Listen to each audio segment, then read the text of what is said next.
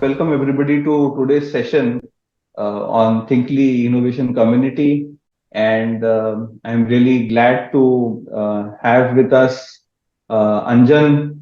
And welcome, Anjan, to today's session. Thanks, David. And we will be looking at areas on culture of innovation.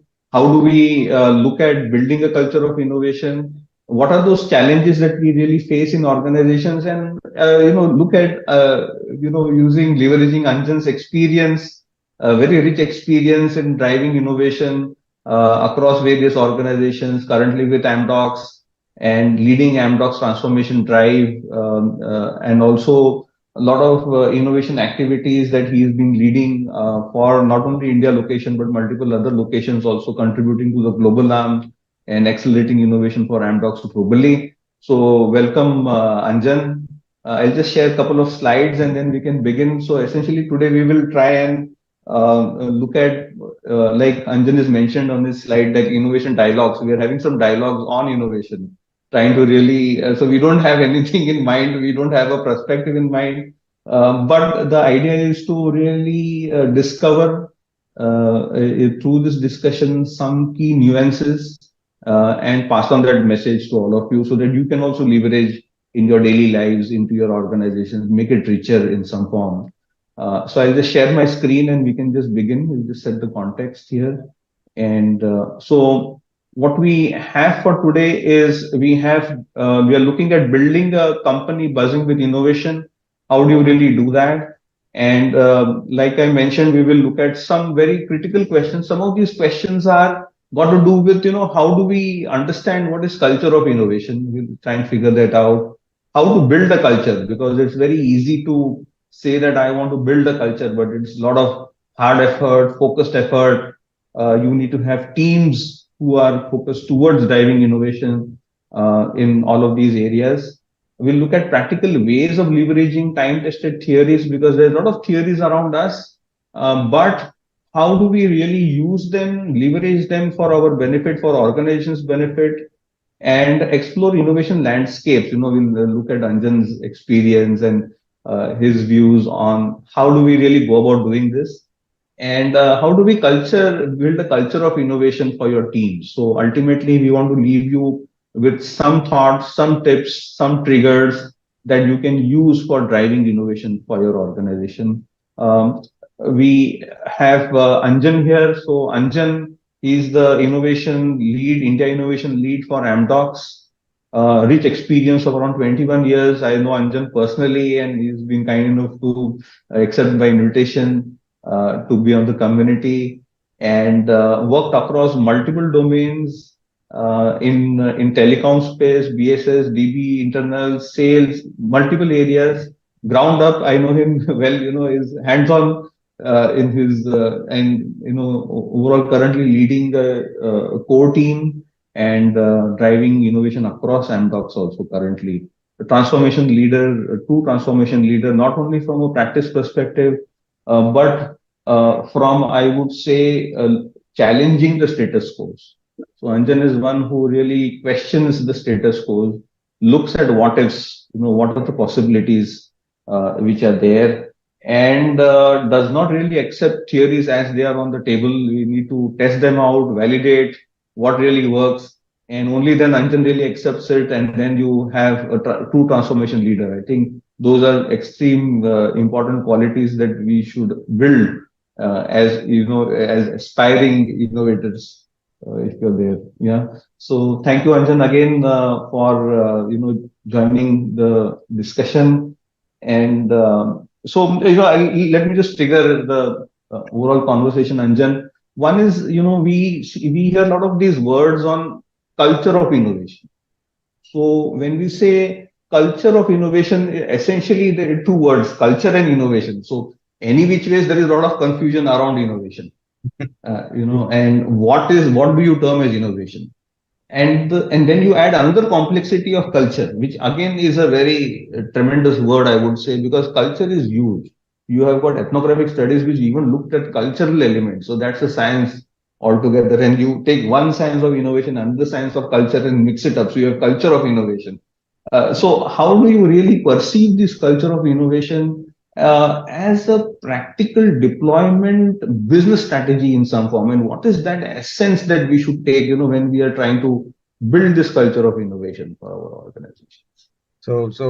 Great question, David, and it's a very heavily loaded question because those two words really has a I'll say, differentiation in thought process, how it needs to be accepted, and what is the messaging that needs to be done. But first, thanks for bringing me on this platform and being part of the community. I'm really grateful and humbled by this. David, I know you since long, and we have really learned a lot. Means you have been like a coach to me, and you also say that we have our my questioning has allowed you to also learn so many things, and that is the whole thing about innovation mindset that we talk about. So there is something as mindset and something as innovation, and then we talk about the culture, which is something which is enabling innovation. So I would put it in a way that we know about traditional business, right?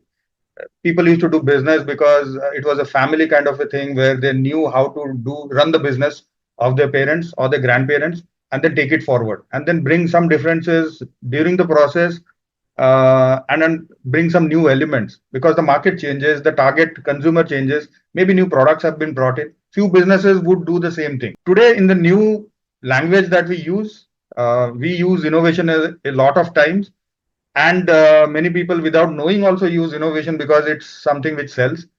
But I would say it is a new age business. I feel innovation is actually commercialization of my ideas, not just ideas which are workable. I have a product, a prototype, which I see as a problem solver or a game changer for a problem that is there, persistent. It is either a problem that I face, which I feel others also face. I research. So it has come out as a prototype or a product, which I now want to commercialize because I want to do business around it. I want to earn my living. I want to bring benefits to other people who want to earn also. So commercialization aspect, when it is added to your invention, it becomes innovation. You scale it, right? Many people confuse between this invention and innovation. So invention is when I productize my idea. Idea is nothing. Anybody can get ideas. There are a lot of ideas. It needs to be tested on the ground that it really provides value. When we assume that it is going to help somebody, it may not, because we don't test it also ourselves, or we test it on ourselves, but we forget to test that people outside there may not at all need it. So that is one part of it. Now, innovation, as I defined, is maybe a new way of doing business, which every time is taking customer feedback. Those who are consuming that product, their feedback, and trying to do a balancing act on the business so that it grows in all directions, in different directions, and it is a thriving business. It can touch multiple other verticals or horizontals or whichever way, multiple other domains. We know the Tatas in India, Philips of the world, who have really expanded their whole deliverable, whatever they deliver as a value. So for me, when I'm building our human capital, I won't call human resource because resource is in Amdocs, we consider resource is a very derogatory word for human beings. We call them our people. They are humans, right? So we call human capital. Now, because capital is something where we have a lot of potential, a lot of opportunities to explore and give back value to this whole world, why just the country.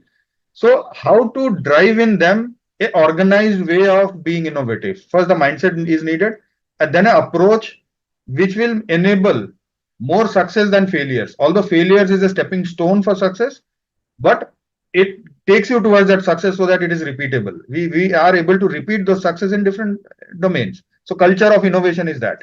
Right, Anjan. Yeah, excellent. Yeah. So I think what really caught my mind and ears in a way is, very interesting aspect. Two of the aspects, I think, I'm just verbalizing it so that the audience also gets focused towards it in some form, is the way that we see human capital. I think human capital as a key driver of innovation.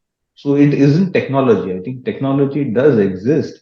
Technology is an enabler in large number of ways of driving innovation, but the human capital creates the technology and or is able to leverage the technology in the right way. And for that, what is necessary, as you mentioned, is the mindset, innovation mindset that this human capital needs to really have, and only then can innovation really come in, right?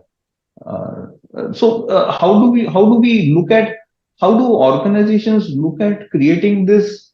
So if human capital is so very important, and I think that's a very important aspect you brought out, Anjan, because many people feel that I have technologies coming in, evolving, and they will drive innovation within the organization. And I think over the past decades, if you look at, and not only my lifetime, I think the history also proves that there has been technology which keeps on evolving like an S curve, and there are new waves of technologies and other elements. But only people mindsets, if they are right, then you are able to leverage it to get it into being.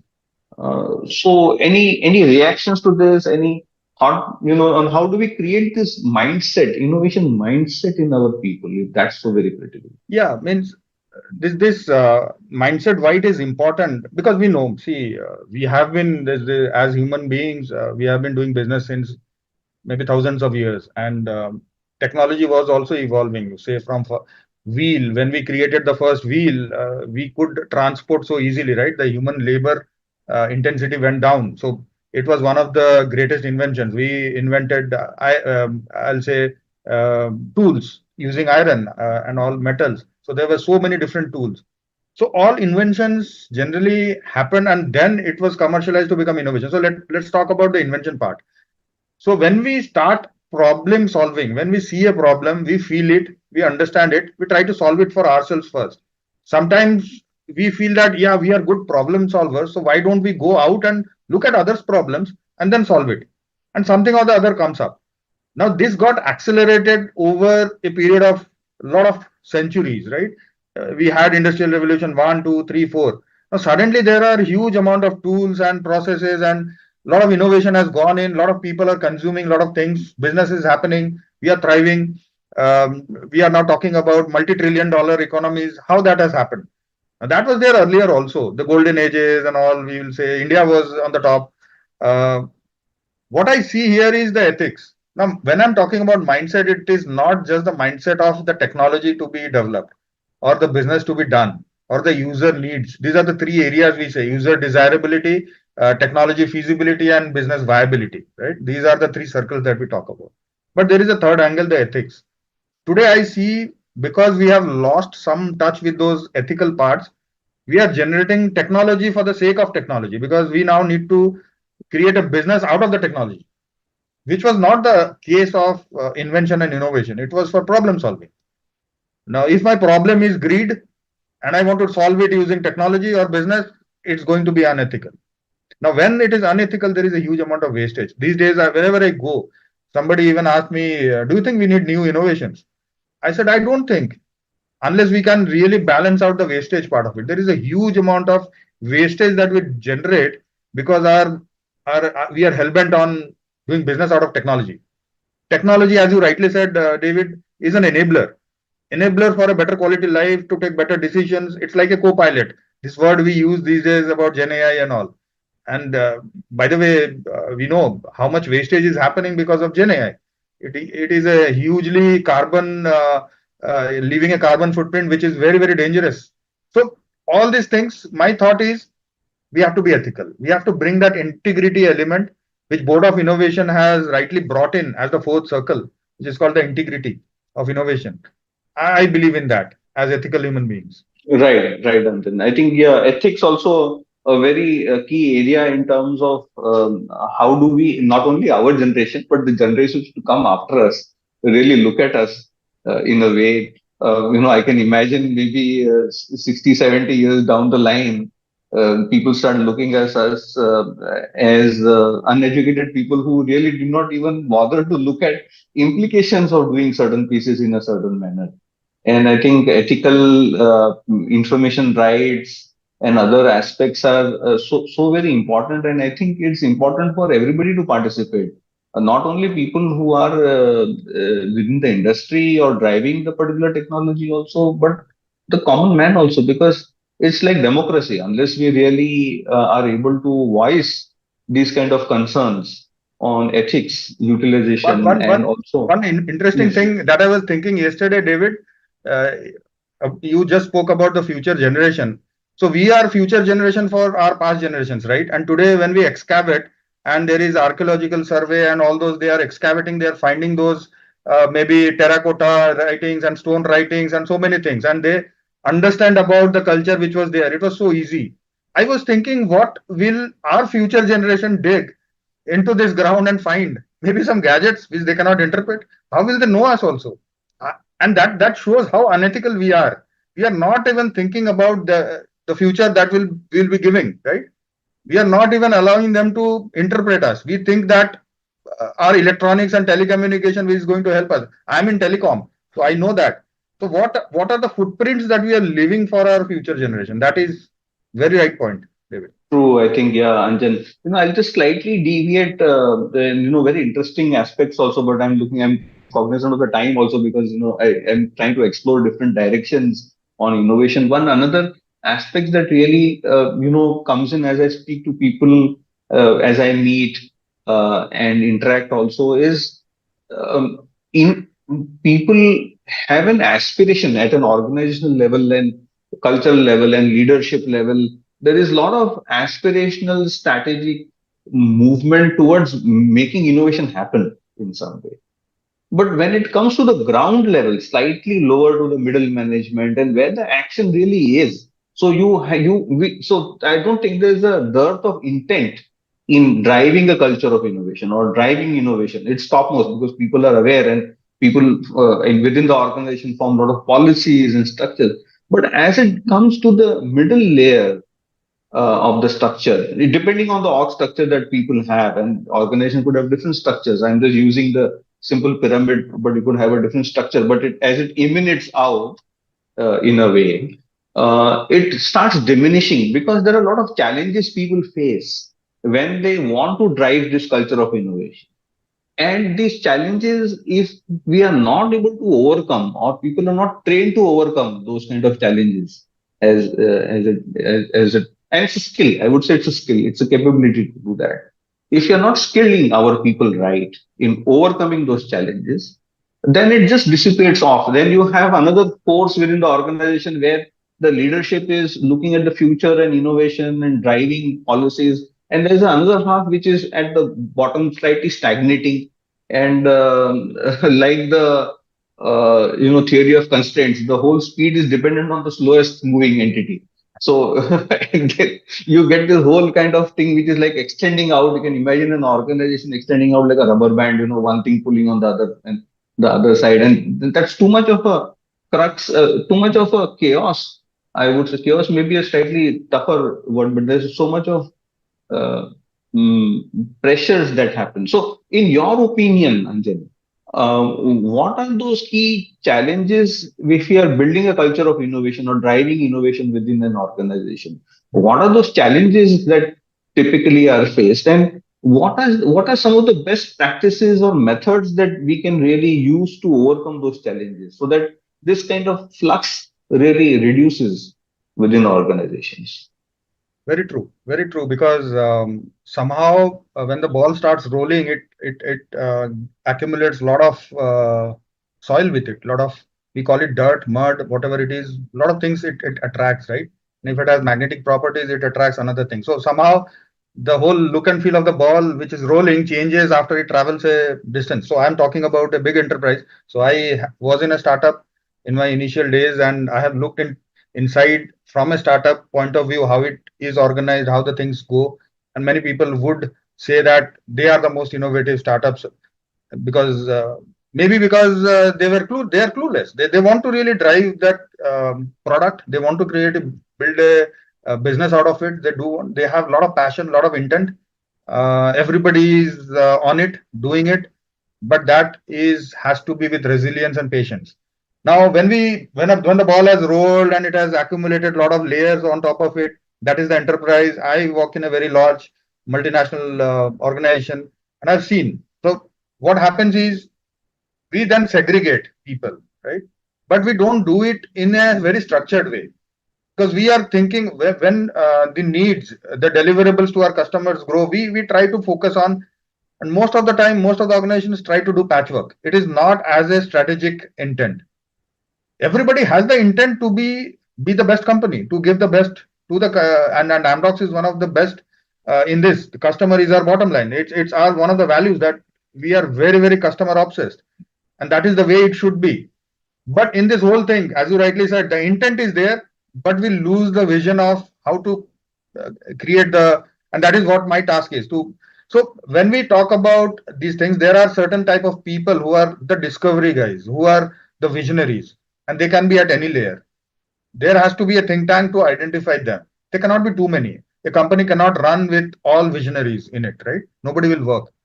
There are there are people in the middle, there are people at the end who are having the job mindset. They will do great execution. They just focus on a task and they execute it to the perfection.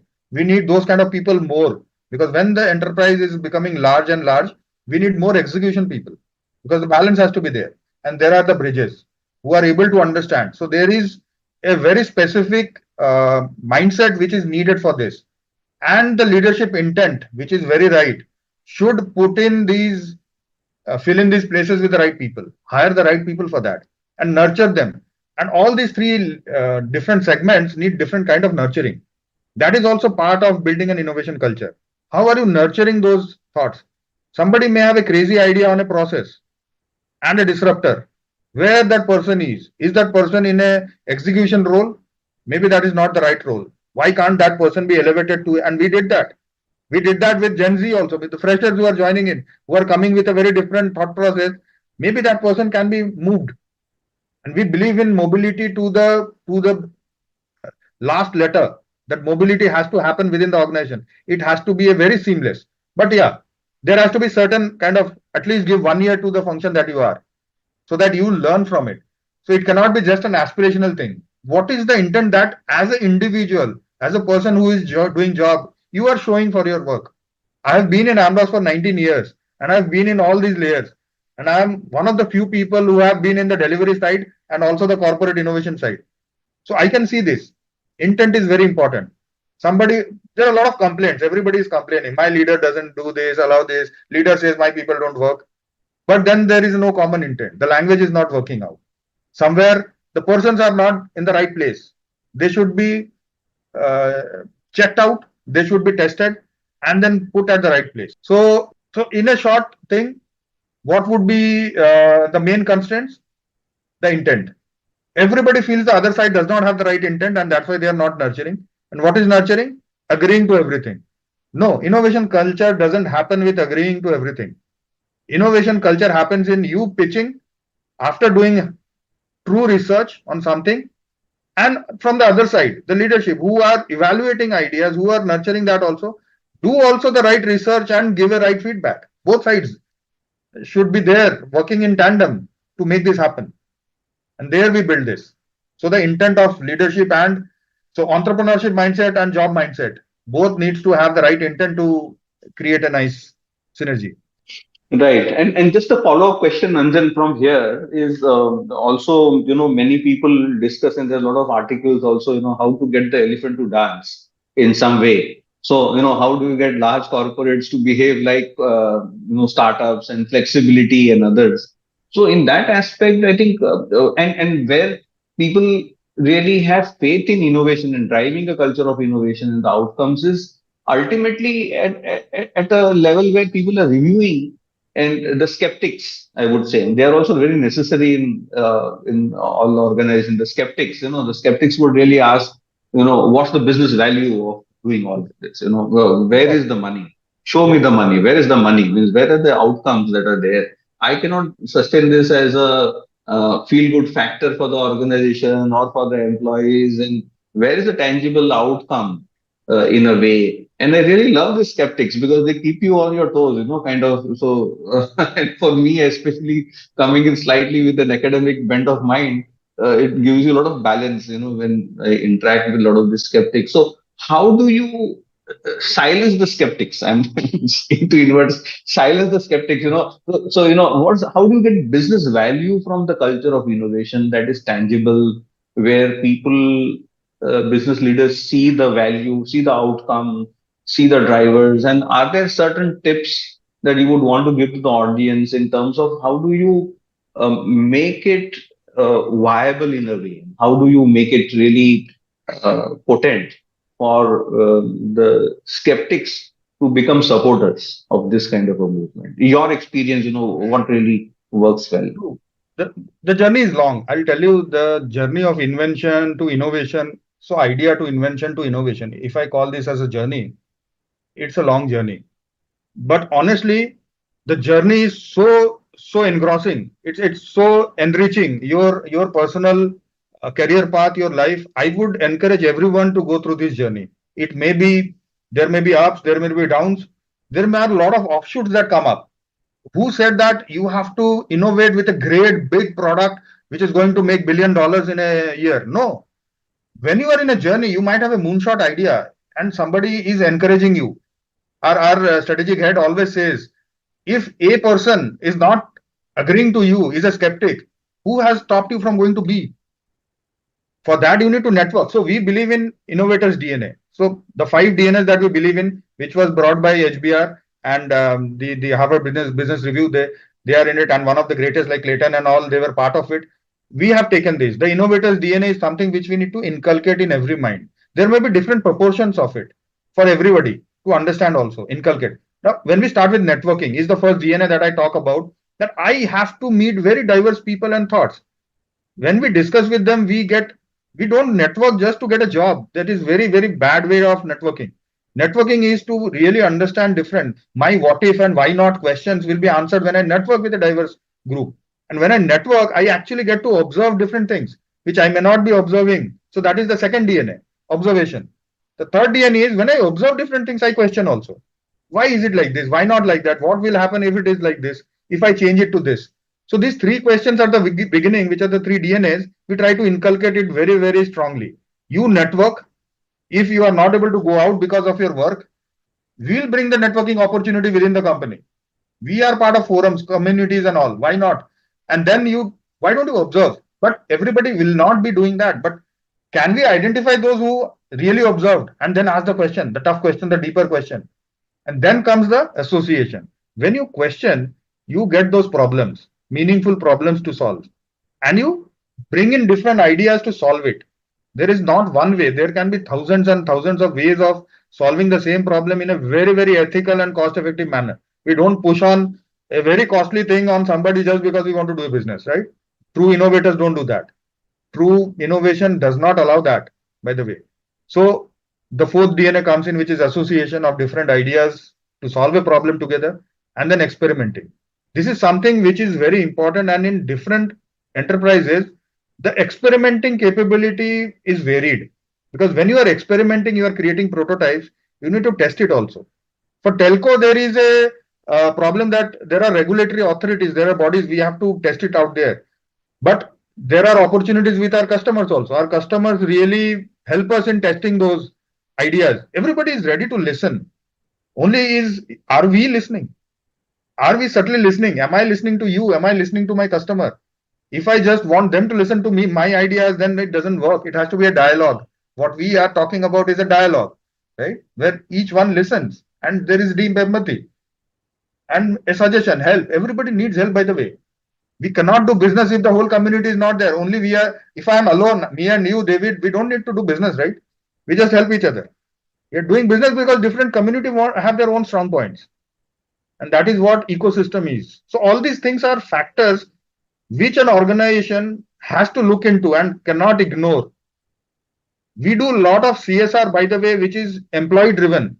We don't do compliance driven CSR because we are a LLP in India. So we do a lot of employee driven, and that is a big thing. People are just go like that because the amount of capabilities that our employees get when they go on the ground to do CSR activities as volunteers, that brings the association capability, that gets them the networking capability also. So all this is integrated. Innovation is not separate.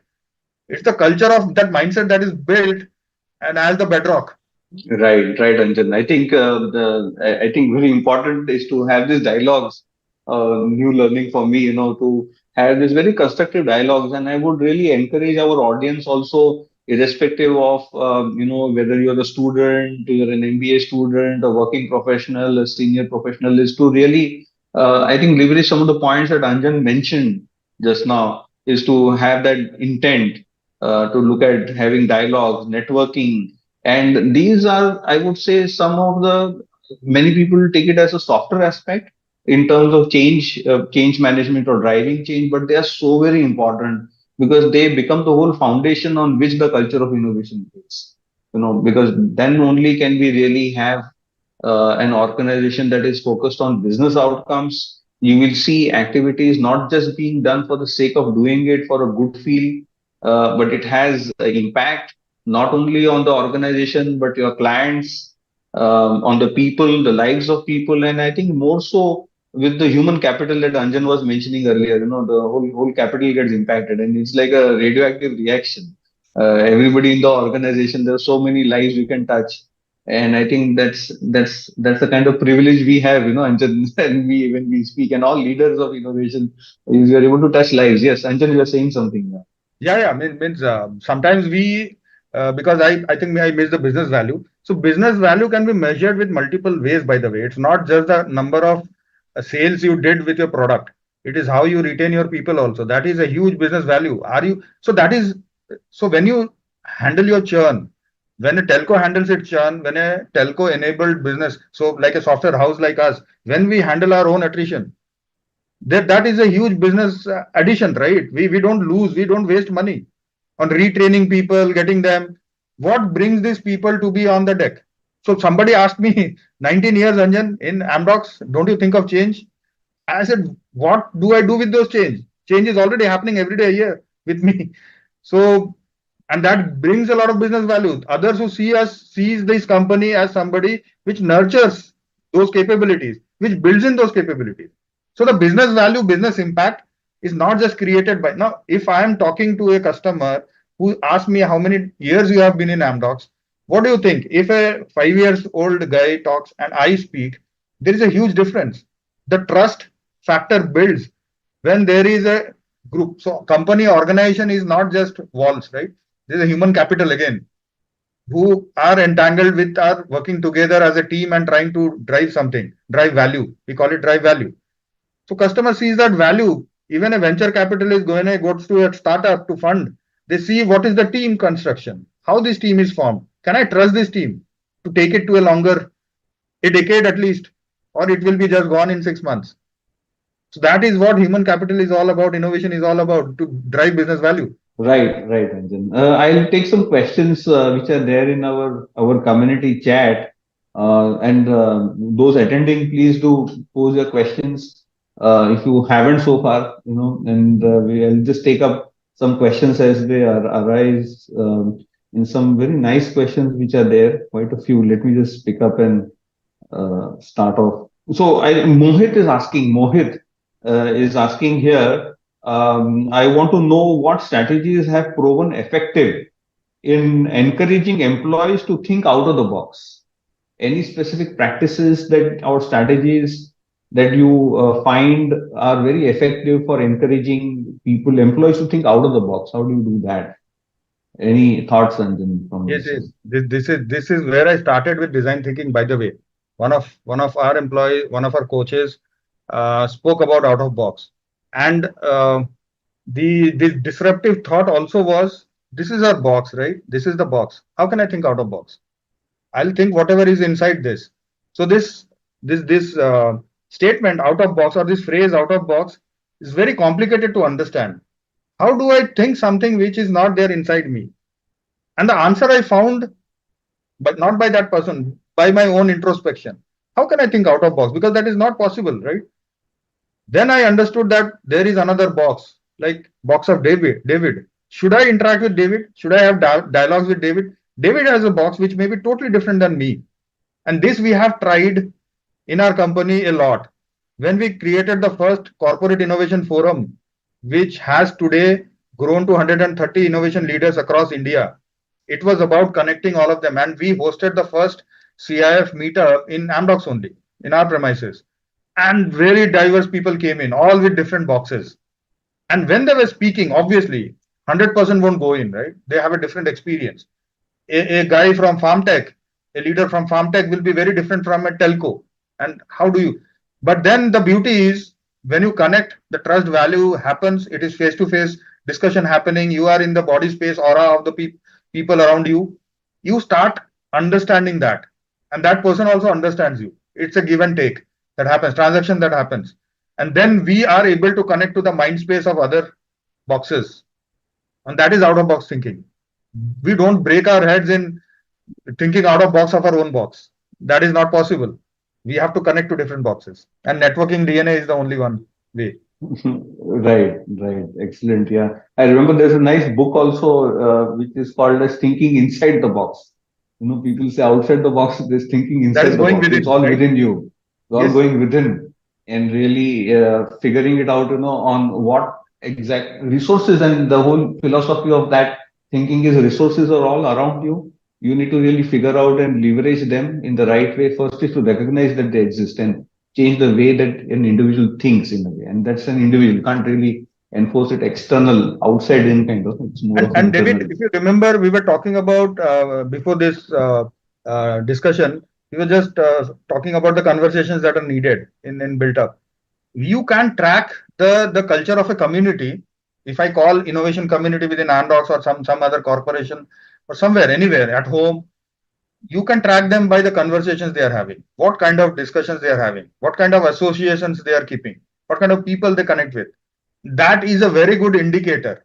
If as a country, as a nation, we try to see people are gathering together for what?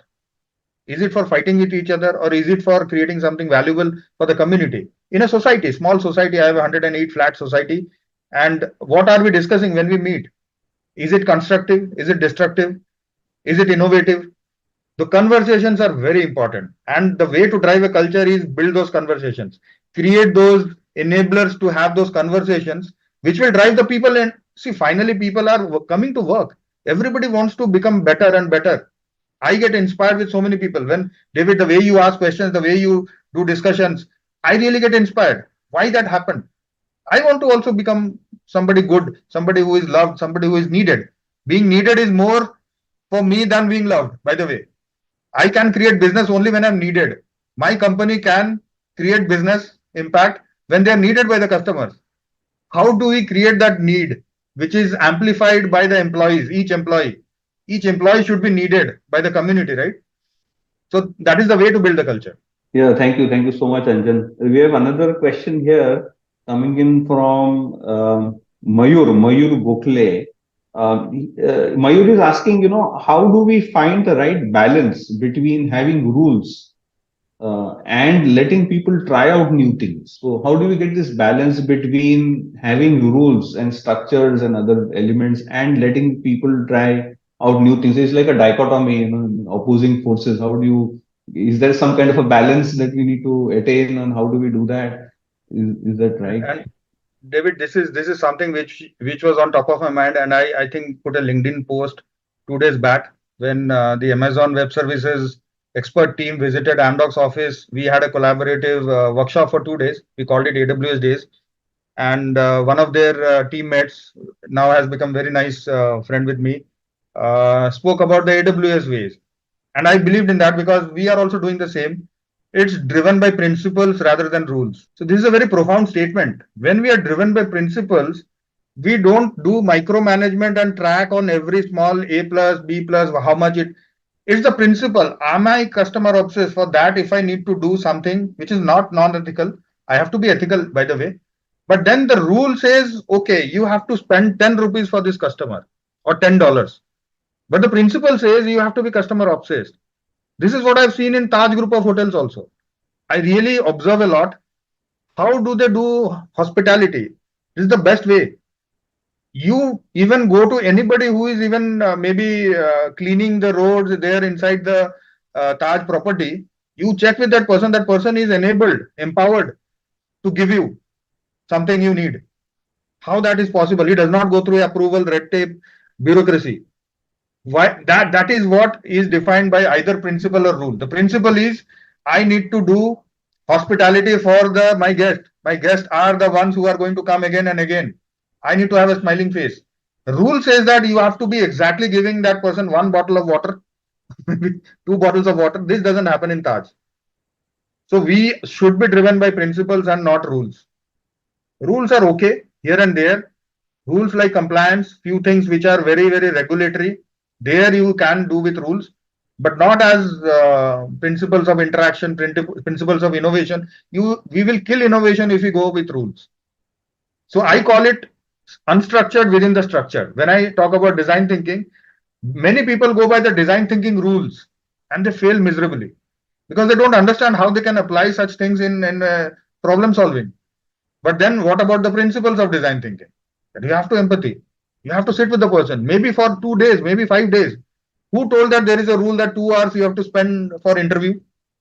Maybe one person you spend 2 hours, one person 2 days. You don't know. So empathy has to happen. So discovery, design thinking, all these has helped me in understanding this principle. Go by principles, not rules. Have very strong principles that I won't hurt anybody. I won't hurt this ecology. I won't hurt my business. I won't hurt my parents. Yeah, I think this is interesting. You look at principle-based guidelines for innovation. So it's all got to do with the more you put the rules and regulations, the more innovation gets killed. It Because gets killed. innovation requires a lot of this freedom and oxygen for it to breathe and explore and fail fast and learn and move ahead. And if you have rules, regulations on how do you fail and how do you not fail, then life becomes very difficult for employees and organizations.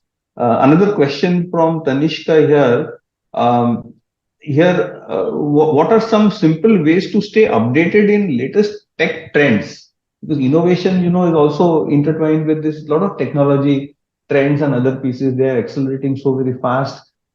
How do we grapple with this kind of? Because as innovators, we need to be knowledgeable to some extent, at least about these evolving technologies. How do you stay updated with this? Any thoughts, Anjan, on that? Yeah. So when I What are some started in things? this journey of specifically as an innovation leader, so earlier we used to do innovation without thinking so much about it. But last 6 years has been really a game changer for me, where I got to understand the structured way of doing the unstructured that I told you. And David, you were one of the instrumental guys to help me out with that. Um so there are a lot of resources. And when we start our journey, we generally jump onto something with the word innovation. Any books, we search on innovation, we search this and that. That is good for the beginning, but not as an innovator, true innovator, if you really think. I give example of Steve Jobs. He was not reading innovation books. When he felt that the font is very boring for me, he joined a calligraphy class. And then he said, why can't I build so many beautiful different fonts for Apple? Now, that is a way of building that. So, what is our source? The source is innumerable, by the way. Today, we are really, I'll say, submerged in a lot of sources. You can go to subscribe to different, subscribe to Medium, subscribe to MIT reviews. There are a lot of other things, technology things. But will just being technology savvy help me in becoming innovative? I don't think so, because the other circles are very, very important. It may make me inventive in technology, but this world is not driven just by technology. Even if there is no technology, I will need food to eat. I can farm here in my soil that is there around me, a small part. I can fill my stomach with that. Something. I don't need technology. I need a cow maybe. I need cow dung maybe for manure. A lot of things. People just jump onto technology thinking that is the first entry point. Ideally, design thinking says the first entry point should be user desirability. Do I desire for some solution and do I have a problem? And then from that, it goes to the business viability. But if I'm thinking just of solving my problem, not thinking about innovation, but invention, I go to the technology side. Can my problem be solved with some technology in a very efficient way? That doesn't mean I create a $1 million technology to solve a problem which is walking from here to there, which is going to build my muscles and maybe make me healthier, right? I don't need a treadmill if I can walk in my society for 200 meters every day. That is much better. But why do I need a treadmill? Maybe for somebody where the person stays, really that accessibility is not there. Everybody should not just jump onto buying a treadmill. Why am I giving this example is, So our approach should be very, very thoughtful.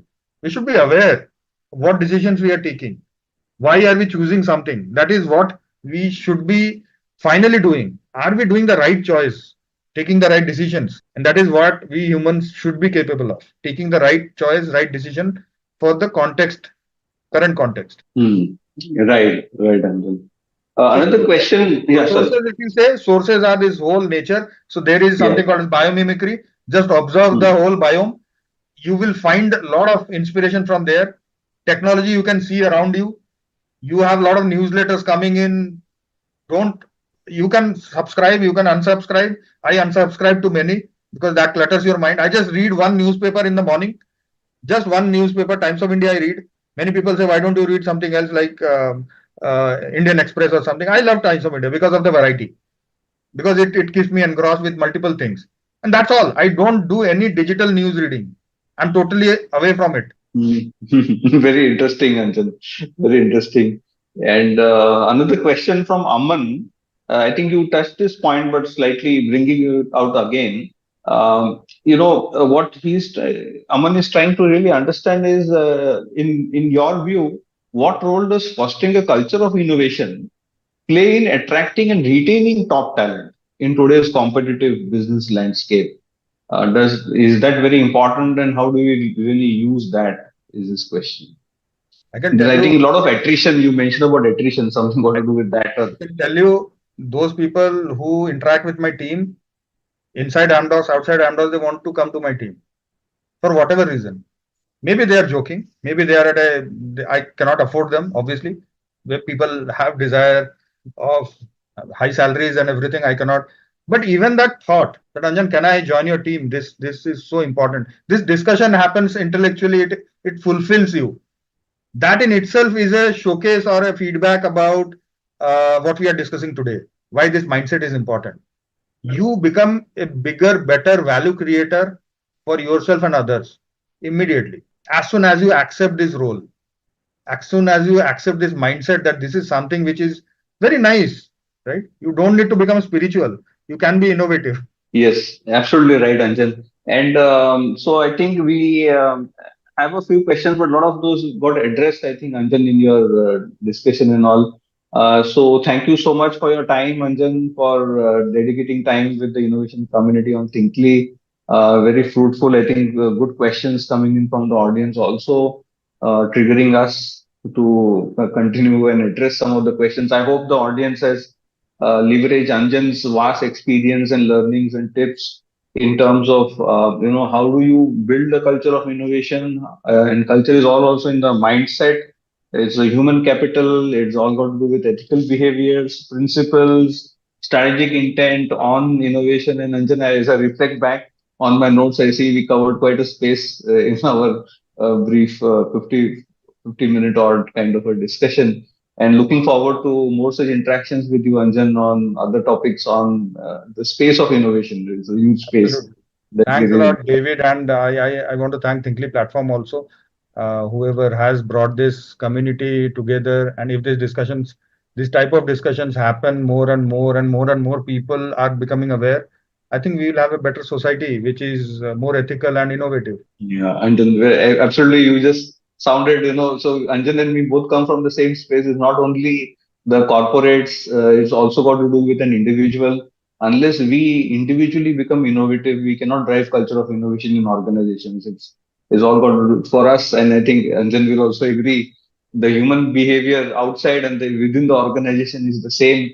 And so unless you individually, we are able to change status quos and innovate at an individual level and think differently, yeah, we will not be able to make around this change. And as India looks at like a powerhouse, global powerhouse of innovation, as we look at and driving that cultural shift, as we aspire as a country, I think it's very important that we keep on accelerating this and driving value.